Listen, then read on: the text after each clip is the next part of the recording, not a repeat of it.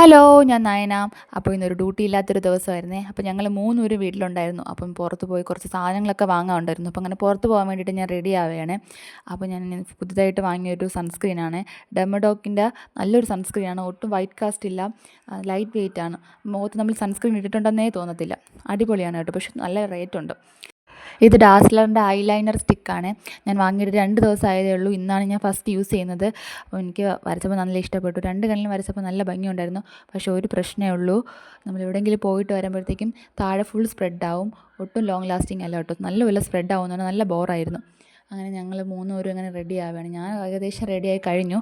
അങ്ങനെ അവൾ റെഡി ആയിക്കൊണ്ടിരിക്കുകയായിരുന്നു. അപ്പോൾ ഇതാണ് കേട്ടോ എൻ്റെ ഔട്ട്ഫിറ്റ്. എങ്ങനെയുണ്ട്? എനിക്ക് നല്ല ഇഷ്ടമാണ് കേട്ടോ ഈ ഒരു ഡ്രസ്സ് ഇടാൻ വേണ്ടിയിട്ട്.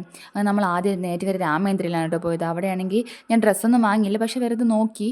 നല്ല കളക്ഷൻസ് ഒന്നും ഇല്ലായിരുന്നു. അപ്പോൾ ഞാൻ കുറച്ച് സാധനങ്ങളൊക്കെ വാങ്ങേണ്ടത്. അങ്ങനെ നമ്മൾ വാങ്ങിയിട്ട് നേരെ കഴിക്കാൻ വേണ്ടിയിട്ട് പോയി.